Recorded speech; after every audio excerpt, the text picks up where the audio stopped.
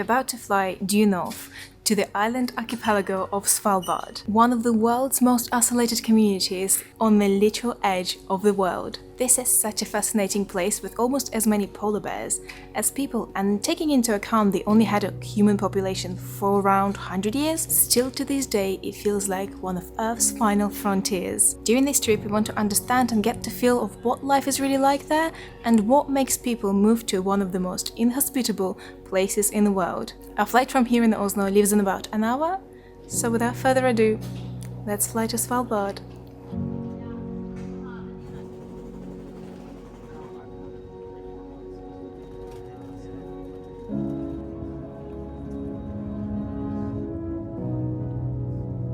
This is going to be such a unique trip, and I'm honestly as nervous as I am excited.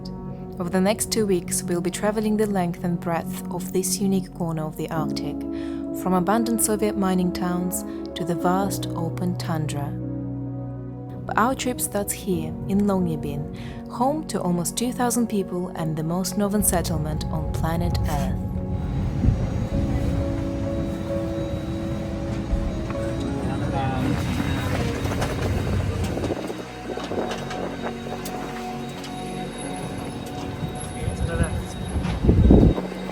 Oh my gosh. Oh my god, look at that. If you ever traveled to the very edge of the Earth, then I think you'll understand how it feels to land in Svalbard. Just to underscore exactly how far north we really are, you need to take a look on the map, where you'll find Svalbard touching the very, very top. Welcome to the Arctic, welcome to Longyearbyen, or as the locals call it, Longyear. This is the most northern city in the world, and I've been fascinated with this place for as long as I can remember myself. With everything about it really, how everything is built here, how people live here, how everything works and why people live here. I have so many questions, and I hope in this video we're going to find out answers to them. We are currently located about 800 miles above the Arctic Circle here, and actually about 800 miles from the North Pole, and we are way above what's called the polar tree line. So basically nothing grows in this part of the world. And the city itself, as we can see behind us, is actually built on the permafrost. The whole of the Svalbard archipelago is on a permafrost, which means just like Yakutsk that we visited last year, this city is built in a very, very unique way. Because of the icy ground below the surface, all of the homes here in Longyear are built on pillars, which are covered by these slats, and the pipes for all of the heating and water are actually laid overground instead of underneath.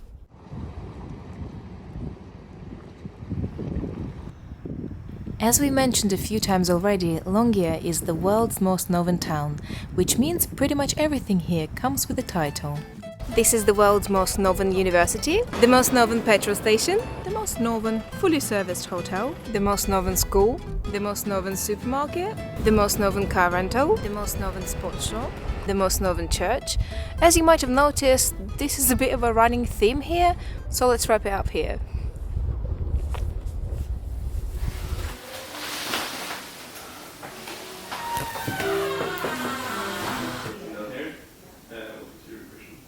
Actually, this church is pretty special to locals here in Longyearbyen, as it's not only a church but also a cultural hub and a meeting place. The church is open to anyone, at any time, to come and sit, relax, read, catch up with friends or play some music.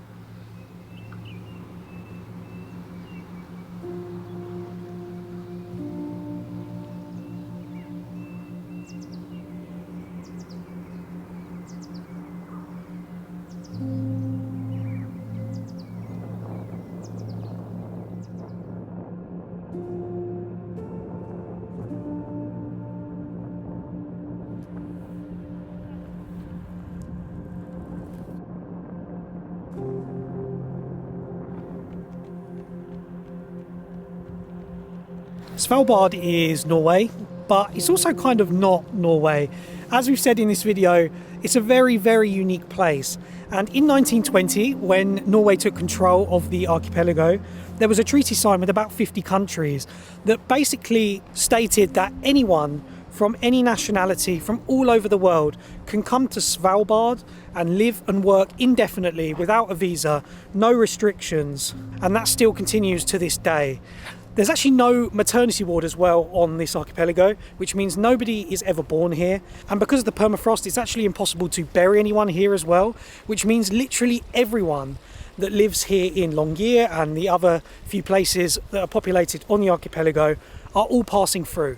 Nobody is a permanent resident, nobody is a native to Svalbard. In fact, there are natives, but they aren't humans. There are the polar bears, the foxes, the birds, and reindeer. But out of the 2,000 or so humans that have moved up here, there are actually over 50 different nationalities. The town was first founded as a coal mining town, and that was the main employment for years. But with the last mine about to close, the main industry for the people that make the move north is...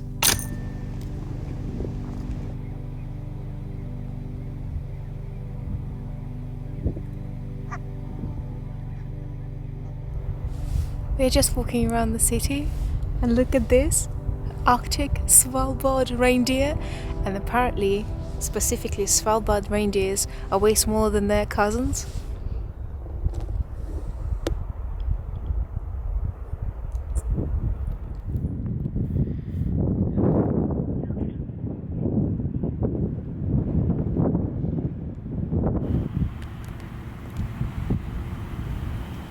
So this has to be the strangest building here in Longyearbyen, and even though it looks like a spaceship from the 1940s, it's actually a cable car station. So you can see there's 4 chutes off of the middle, and that was basically where the cable cars for the mines used to arrive and leave from. So coal would come across the valley from the mine over there, all the way across here, into there where it'd be sorted and then sent on. And there's also a cable car going that way, which you can still see, which we'll show you in a minute, going down towards what is now the airport and what was the port area for it to be sorted.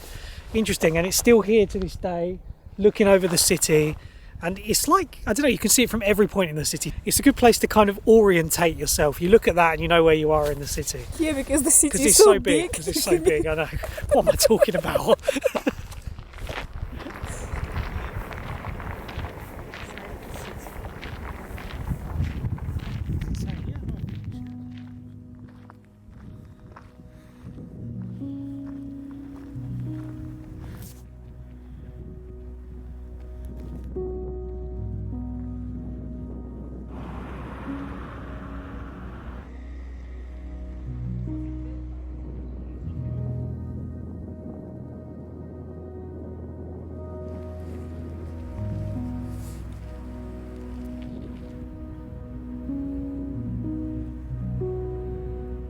So one thing we didn't know about Longyearbyen before we came here was actually all of the city, which is currently behind us down the hill there, is actually built after the war. Even though that this area has been settled in since 1906, all of the old city is actually currently behind us. There's nothing there. It was all built on this hillside, but it was sadly destroyed in 1943 during the war. This area, Svalbard in particular, is incredibly strategically important, and during the war you had the supply runs going between the UK and the West over the Arctic towards the Soviet Union as the allies to help one another. And yeah, that's why this part of the world in particular was incredibly strategic. And actually, yeah, for that reason in 1943, unfortunately, this whole town was flattened. So everything we see today, the new town built down in the valley, is all post-war.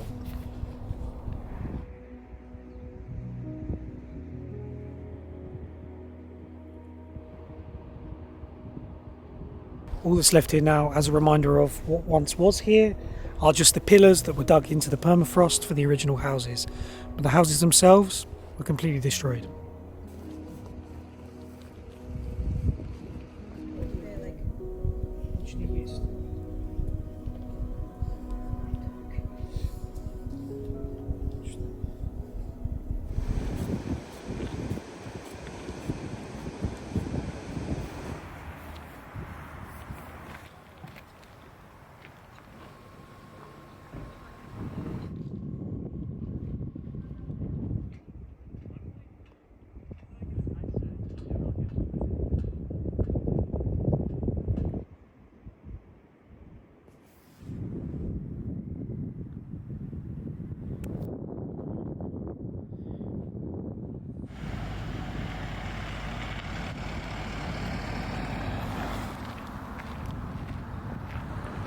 By the way, when you enter most buildings in Svalbard, you actually have to take your shoes off, which is apparently a tradition that's been left over from the time when the islands were full of miners. And that's because obviously miners can get quite dirty, so they don't drag the coal dust inside. They would take their shoes off and walk right in. And this tradition is continued to this day, even though there are not that many miners left. And talking of traditions from the mining days, there is also a monthly limit on the purchase of beer and hard liquor, and locals have an alcohol card that they get stamped every time they make a purchase. And as a tourist, we need a boarding pass, so if you want to buy a beer, don't throw it away. But wine's unlimited, and there are quite a few bars in Longyearbyen, so you can have as many drinks every day as you want, and no one's gonna stop you. If there's one thing we've been able to decipher about Longyearbyen and about Svalbard more generally, it's that people here love to drink. It's something we read before we came here, and now we're here, we've noticed there's a lot of bars in this town of 2,000 people, and all of them stay open quite late as well, all till about 2 in the morning, which is ironic because even the main shop where you can get everything closes at 6 or 7 o'clock in the evening, but the bars, they still open till 2 a.m. Priorities. I was just about to say priorities. I like it. The massive main liquor store in the town is located right next door to the only supermarket, which is one of the most impressive supermarkets we've ever seen. Yes, we are located at the very top of the world in one of the most remote settlements on Earth, but this supermarket is better stocked than your local Tesco's or Walmart, with tropical fruits, Swiss cheeses, and even make your own sushi kits. Apparently prices here are cheaper than mainland Norway, because here in Longyearbyen everything is tax-free.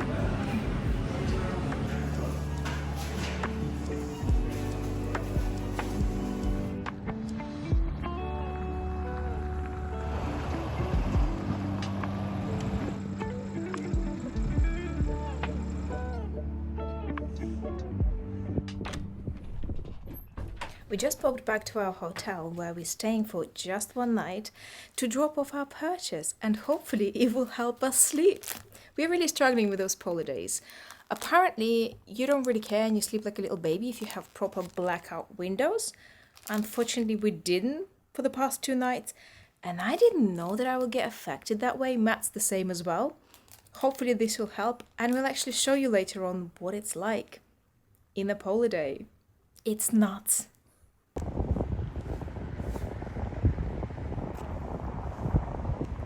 Apparently this ski run is a new addition, and those little bits you can see on the hill, they're there to protect everyone from an avalanche, because not so long ago there was a massive avalanche that destroyed I think around 10 houses and killed 1 person. That's why they're there. One thing we wanted to mention actually that we've noticed and find a bit bizarre is that given the amount of people that live here, it's around 2,000, and the fact that there is only 15 kilometers of road, there are a lot of cars. We didn't expect to see that at all. There are noticeably a lot of cars, and in the winter everyone travels by these snowmobiles. But we will see that in the winter, if you know what I mean. I don't know what you mean. What do you mean? That we're coming back here in the winter. Ah, thank you. Thank you for spelling that out.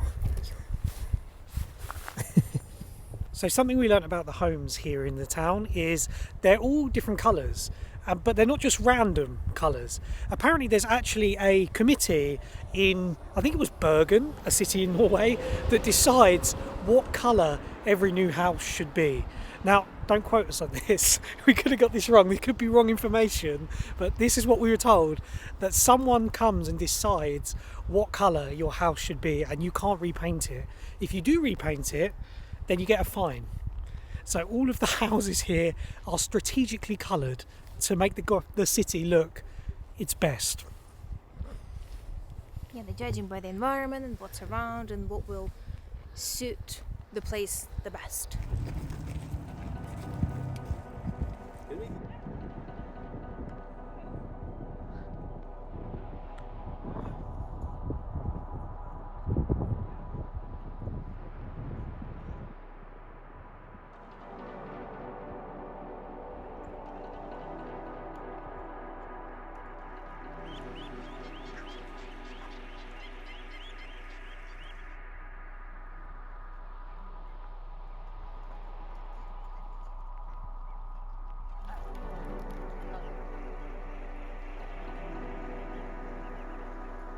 You know, the very first thing that kind of comes to our head walking around here, both of us, is it's surprisingly really comfortable for life.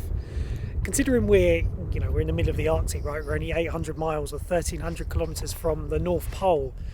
This settlement is basically, it's ready for life. And I guess what it kind of says is how incredible humans can be and how resourceful we can be at times, you know. We're in a place that really is supposed to be incredibly inhospitable for human life, and humans shouldn't be here by rights. But yeah, despite the fact we're surrounded by polar bears, 4 months of the winter are completely dark, the cold temperatures, this place feels incredibly comfortable. We just, it never ceases to amaze how resourceful we really are as people, you know. We've made a perfectly working city in the middle of the Arctic. What? Yeah, it's fascinating how convenient it is here. Yeah, for The sure. fact that there are bars, there are Thai restaurants, and you can literally buy yarn in a supermarket here. Honestly, you can buy a shoe dryer. I didn't know such things existed. I mean, to be honest, the restaurant situation, obviously there's tourists here, right? So, and people, again, are very resourceful, and people from all over the world have come here. There's over 50 nationalities, so there's all sorts of restaurants and bars that have opened up, but I was not expecting that at all. The amount of different cuisine and different people. Yeah, the amount of stuff here, I was shocked, to be honest. Yeah, it's Even the incredible. amount of research and things that I've seen about the place, it's still, when you hear, it is surprising. It is. What a special, special place, right? People with their ideas and The extent of how livable it is. and people have come from all over the world, you know, with their ideas and businesses and with the different things and made it happen right up here in the Arctic. Incredible. To me, the most incredible thing is that, though, we're in the Arctic. Yeah. I mean, it is insane. So beautiful. Truth be told, we filmed the first part of this video when we just arrived here, and now it's 2 weeks later. So I've got to tell you, you've got a lot to see. We've got a lot to show you. And we're actually leaving tomorrow. We just wanted to show you what the city looks like in a different kind of weather. When it's gloomy and cloudy, not when the sun is beaming and there is no cloud in the sky. It's a completely different atmosphere. And let's just walk to the edge of the town.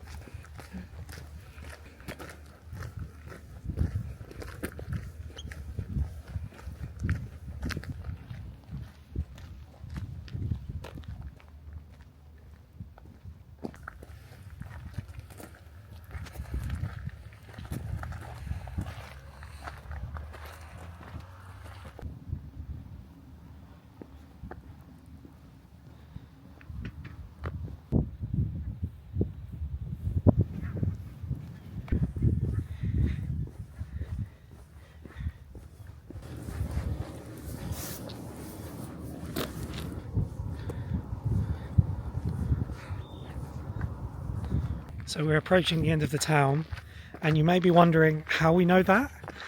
Well, there's a massive sign here that says if you go any further, you're going to be eaten by a polar bear.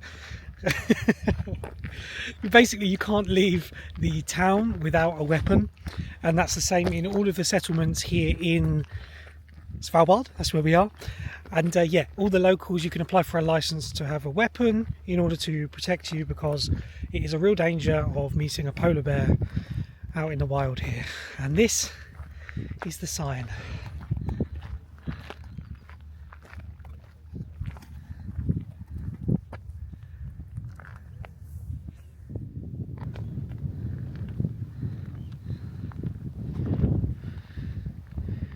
If you're wondering, there is still a chance that bear might wander into town itself. However, it is quite loud, there are a lot of people and car noises, so the bears are quite scared themselves unless they're desperate. They wouldn't, but there is always a chance that they just might. It has happened before, we were asking people, and also there was a bad incident around a few years ago near the airport. There's a camping area there, and actually a guy from the Netherlands was killed by a bear. They thought it was safe, and it was kind of like thought of as a bit like within the town limits, that you don't need to have protection or anything there. So the guy was camping overnight, but there was no fencing around the campsite, and yeah, unfortunately the bear obviously got in the middle of the night. But now that camping still exists right by the airport, but with a fence around it.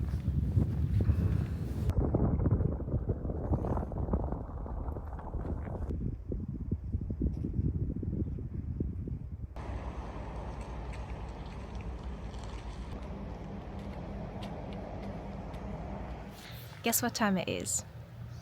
Okay, it's not that late, it's only 11 in the evening. However, it won't get any darker than this. It will be still the same at 2 a.m, 3 a.m, until tomorrow and every day during the polar day. For some reason, I imagined it completely different in my head. I've heard about polar night when it gets completely dark, literally pitch black, with no sunlight whatsoever, but I thought it's going to get a bit twilighty at night. But during the polar day you have no sense of time because it doesn't get dark, and it's been really fascinating and weird to experience that. To be honest, it's a lot better when it's cloudy like that. It's easier to sleep instead of when the sun is beaming at you non-stop. It's really hard to switch off then. But yeah, for some reason I expected it to be a bit different. I expected it to get a little bit dark at least, but no, nothing.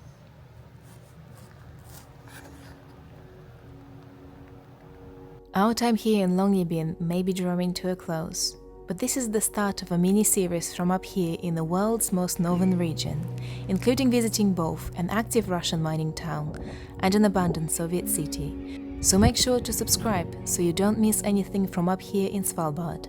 But for now, thank you so much for watching and see you in the next one. Mwah!